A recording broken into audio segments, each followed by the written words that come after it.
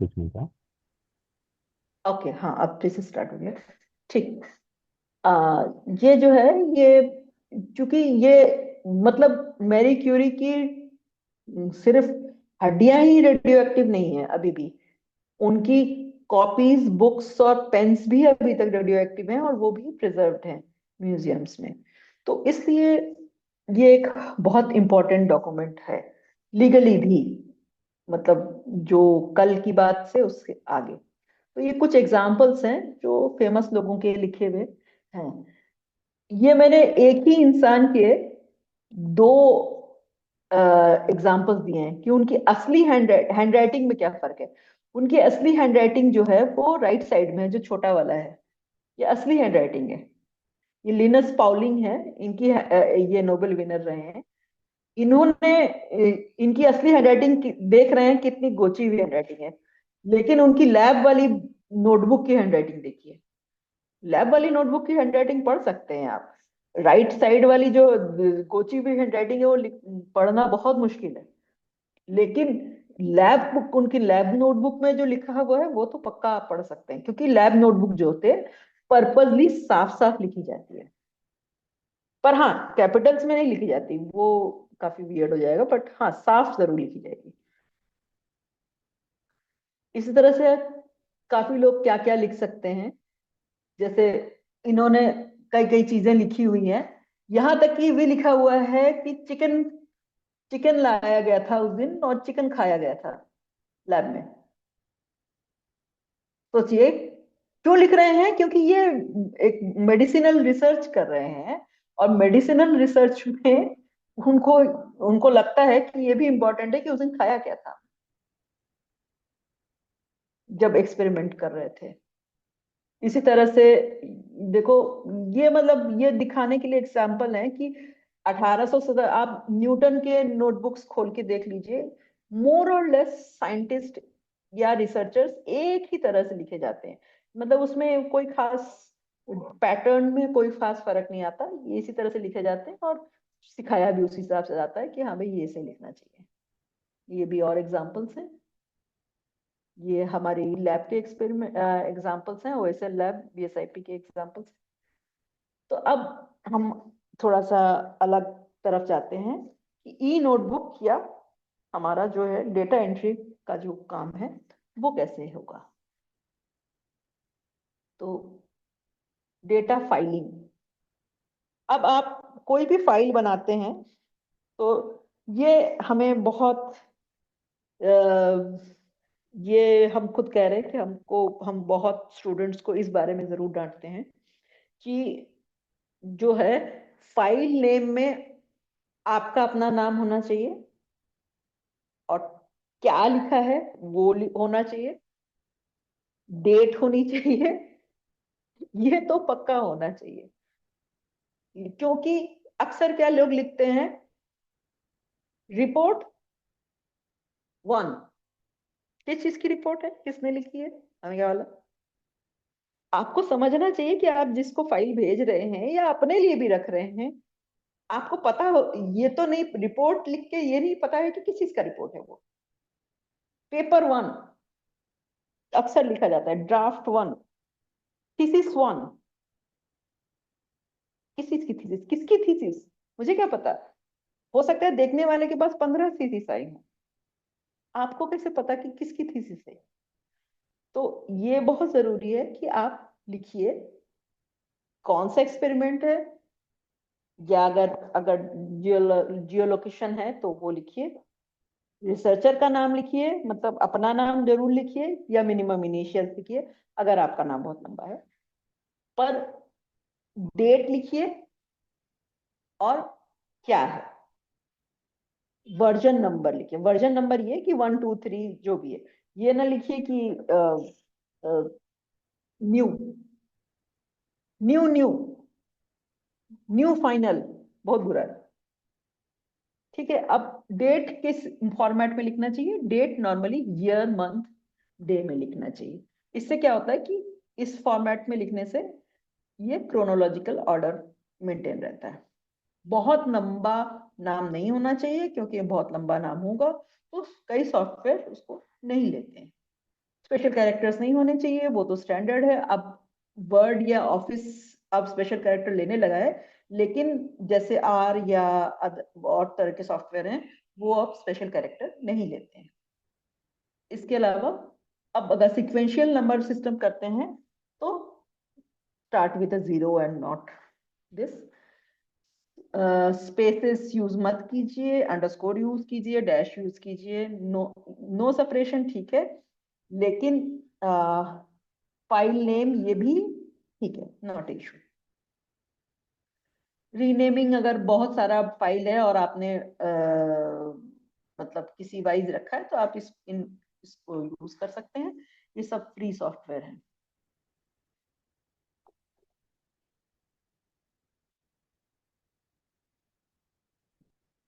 File formatting ये होनी चाहिए, ओपन फाइल फॉर्मेट हमेशा यूज करना चाहिए। अब प्रॉब्लम ये है कि हम लोग के देश में ऑटोमेटिकली माइक्रोसॉफ्ट वाले फॉर्मेट सिखा दिए जाते हैं, लेकिन आपको ख्याल रखना चाहिए कि ये माइक्रोसॉफ्ट के फॉर्मेट जो हैं वो ओपन नहीं है। इसीलिए आपको एमएस वर्ड के साथ लैटेक या ऐसी चीजें भी सिखाई जा रही हैं, आपके इसमें भी सिखाई जा रही हैं। और दूसरी चीज ये है कि जैसे मान लीजिए कि अगर आप वर्ड खोलते हैं तो वर्ड में आप, अभी तो खैर वर्ड ऑलमोस्ट वो ओपन ही मान गया है क्योंकि इतना ज्यादा पायरेटेड हुआ है, और गूगल शीट्स और ये सब भी वर्ड खोल लेते हैं।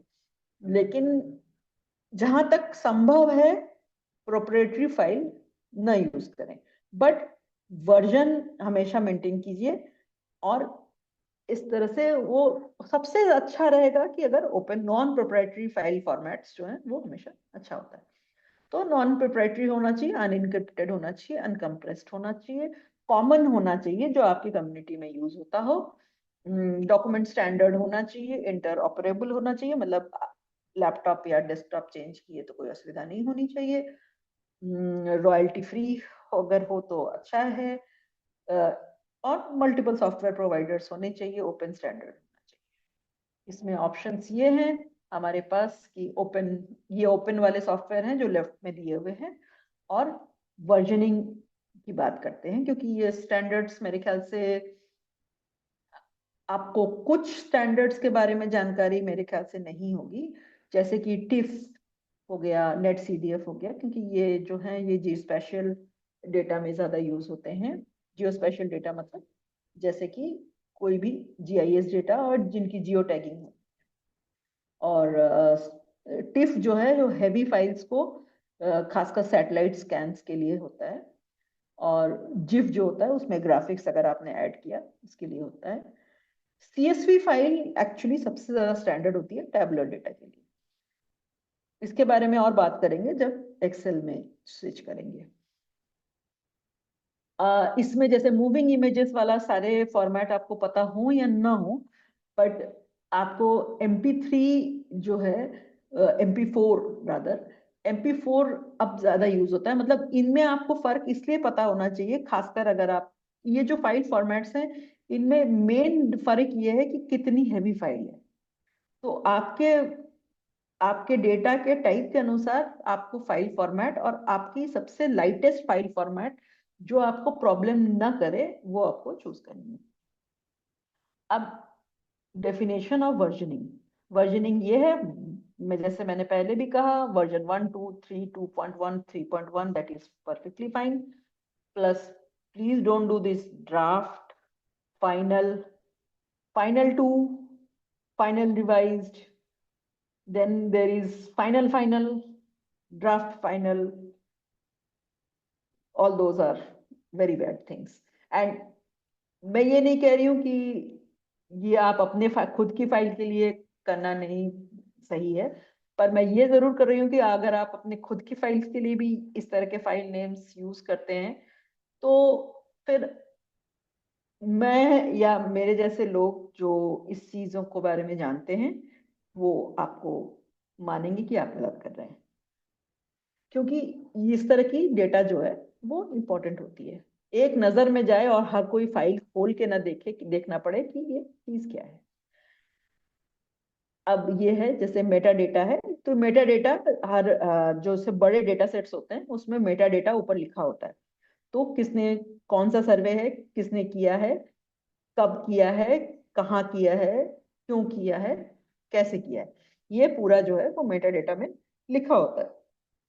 ठीक है, नीचे जो लिंक है इसके बारे में डिटेल है, बट अभी आप लोगों को जरूरत नहीं है। बट जब आप लोग डेटा क्रिएट करना शुरू करेंगे तब हो सकता है कि आप लोगों को इस डिटेल की जरूरत पड़े, तो इसलिए मैंने ये लिंक दिया हुआ है। अब हेल्पफुल टूल्स, अब इसमें टीलिया जो है ये हम लोग के पैलियो इकोलॉजी वाला है, ये आपकी जरूरत नहीं है। बट जैसे ओपन साइंस फ्रेमवर्क, इसमें काफी सारे सॉफ्टवेयर हैं जो ओपन साइंस फ्रेमवर्क में रिसर्च प्रोजेक्ट्स में इस्तेमाल कर सकते हैं। फाइल्स, डेटा, प्रोटोकॉल, ये सब आप सेव कर सकते हैं एक जगह पे, तो ये आपके लिए यूजफुल हो सकता है। ओपन रिफाइन जो होता है वो आपके एरर्स पॉइंट आउट करता है। मान लीजिए कोई चीज आपने गलत लिखी है या आपको लगता है ऊपर नीचे अलग अलग लिखी है, जो it's like AI tool but it's not really AI tool. तो ये एक ऐप है उसके लिए। सेडार वर्कबेंच है कि जैसे आप टेम्पलेट्स कैसे, सर्वे फॉर्म्स, ऐसे इस तरह की चीजें कैसे बनाएं, उसके लिए आपको हेल्प करता है। सॉरी। अब बैकअप, ठीक है, इन सब बातों में आपको समझ में आ गया होगा कि ये बेसिकली ये जो नोटबुक है, ये जो फाइल्स हैं, या ये जो आपके जो भी मोड में आपके पास इंफॉर्मेशन है, अगर आपके पास दूसरी नहीं है तो ये कितनी बड़ी बुरी सिचुएशन हो सकती है। मतलब आप फाइनल ईयर में पहुंच गए, हो चुका है, मैं कई ऐसे केसेस जानती हूँ कि उनकी लैब में आग लग गई, किसी की जान नहीं गई, या एक केस में गई भी थी, वो भी नहीं कह रही हूँ, लेकिन किसी की जान नहीं गई। उन केसेस में भी उनकी उनकी पीएचडी 5 साल पीछे हो जाती अगर उनके पास बैकअप नहीं होता। देर इज अ स्केरी, डरावनी स्टोरी, अगर किसी को पढ़ना पसंद हो तो नीचे वाली स्टोरी पढ़ ले। तो फिलहाल मैंने, ये मेरा खत्म है, तो आगे कोई प्रश्न पूछे तो हम जवाब दे सकते हैं। Thank you.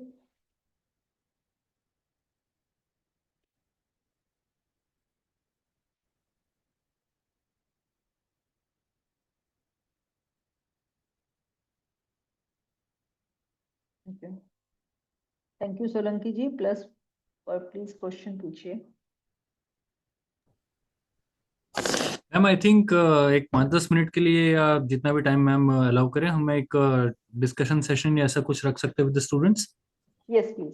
डेफिनेटली।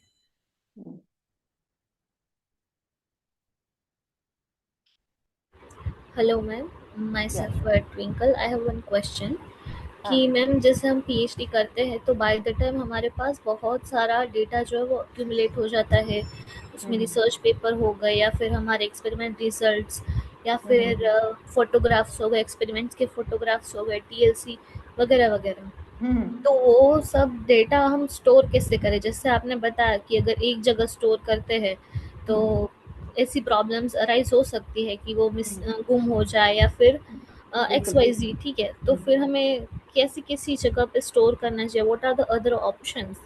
या फिर कितनी जगह स्टोर स्टैंडर्ड जो करना होता चाहिए? है, मैं बता रही हूँ, स्टैंडर्ड जो होता है यूजुअली क्या होता है कि स्टूडेंट आजकल खासकर अगर आप मतलब कोई भी रिसर्च फेलोशिप आपने ली हुई है तो स्टूडेंट अपने कंज्यूमेबल्स में एक हार्ड ड्राइव खरीद ले, स्टूडेंट अपने पास बैकअप रखे अपने काम का।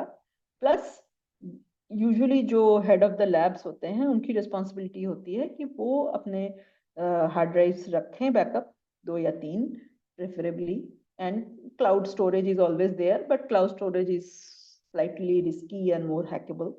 तो डेफिनेटली मेरे पास खुद का, मेरे पीएचडी का जो भी पेपर्स और जो भी मेरे पास इकट्ठा हुए हैं, आई हैव, मेरे पास खुद का बैकअप है, और मेरे गाइड के पास भी उनका अपना बैकअप है। तो ये बहुत स्टैंडर्ड है कि आप जो काम कर रहे हैं आपके पास बैकअप होना चाहिए, both soft copy and if you can, मतलब अगर यूजुअली आजकल लोग, हम तो जैसे पेपर्स प्रिंट आउट करके नहीं देखते हैं, बट अगर कोई प्रिंट आउट करके, पहले के जमाने में जो लोग पेपर देखते थे वो लोग पूरी की पूरी पेटी पीएचडी कंप्लीट करने के बाद घर या जहाँ पे भी नौकरी लगी है वहां पे लेके जाते हैं। तो बैकअप आपके पास होना चाहिए definitely. Okay ma'am, thank you.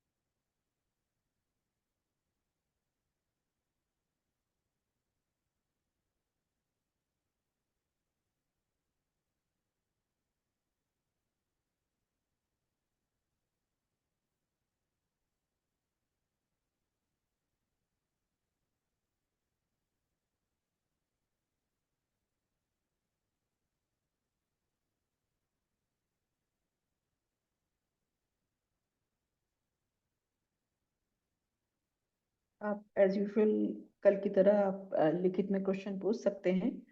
इसके अलावा सर के वाया भी क्वेश्चंस भेजे जा सकते हैं जो आंसर मेरे ख्याल से वो चीज गाइड कर देंगे। Definitely ma'am. मैम अगर आपका मैम जैसे हमने कल भी बताया था कि आपका ईमेल आईडी मैम हम स्टूडेंट्स के साथ शेयर कर देंगे।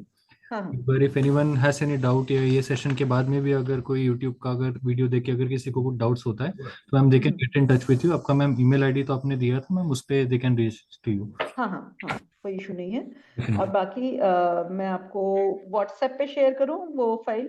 हाँ जी मैम। या तो मैम आपको ईमेल आईडी दे देंगे या तो व्हाट्सएप पे, जैसा आपको कन्वीनियंट है मैम, दोनों में से कोई इशू नहीं। हाँ आपने वो जैसे आदित्य ने भेजा था वैसे ही भेज। हाँ जी मैम, हाँ जी, हाँ जी, हाँ जी। हाँ। तो डेफिनेटली। कौन सा करूँ, ये वाला कर दूँ वो वाला कर दूँ? Ma'am sorry. नहीं मतलब व्हाट्सएप कर दूँ या हाँ हाँ मैम, दोनों व्हाट्सएप कर कर दूँ? दीजिए। नहीं नहीं मैम, व्हाट्सएप कर दीजिए, कोई दिक्कत नहीं। ठीक ठीक। जी मैम। और कल से काफी ये हैंड्स ऑन ट्रेनिंग टाइप का होगा। राइट तो मैम। अगर आप लोग फॉलो नहीं करेंगे तो मुश्किल होगी। नहीं नहीं मैम, डेफिनेटली। मैम नहीं नहीं आप मतलब WhatsApp मैं कर दीजिए। स्टूडेंट्स की बात कर रही हूँ, आप नहीं तो नहीं मैम, पहले मैं स्टार्ट वही कर बोल रहा हूँ। आप दीजिए। मैम वो हाँ जो फाइल भेजेंगे आज रात तक ही हम सबके साथ शेयर कर देंगे। तो ऐसा जी। ना हो कि स्टूडेंट्स के पास भी एम्पल टाइम रहे कि कल बाय द टाइम मैम जब आपका सेशन हम्म है 4 बजे या 3 से 4 के बीच में, तब तक हाँ ऑलरेडी सब स्टूडेंट्स रेडी रहेंगे विद ऑल द मटेरियल। और मैम आज के हाँ दिन में रात को भी हम बच्चों को वापस रिमाइंडर देंगे और सब सर्कुलेट कर लेंगे। विल मेक श्योर मैम कल सबके पास होगा। हाँ हाँ। ओके। क्योंकि कल का ऐसे इम्पोर्टेंट है क्योंकि वो टेक्निकल है। नहीं नहीं डेफिनेटली वो मैम वो स्टैटिस्टिक्स हमने का क्लास तो काफी लोगों ने लिया है लेकिन वो चीज जो है वो एक्सेल वाला जो है इसीलिए मैंने मर्ज कर दिया है, क्योंकि अलग अलग का सिखा के फायदा नहीं है। जब तक आप करेंगे नहीं, नंबर की तरफ देखेंगे नहीं, तब तक कोई फायदा नहीं। जी मैम जी डेफिनेटली हाँ ma'am will make sure ma'am कि सबके पास ठीक है होगा। ठीक। थैंक यू ठीक मैम। है मैं फिर ये खत्म करते हैं, यस मैम। कुछ और वेट करें? Thank you so much ma'am and with your kind hmm permission we are ending the session ma'am. Okay okay thank you. Students all can leave the meet.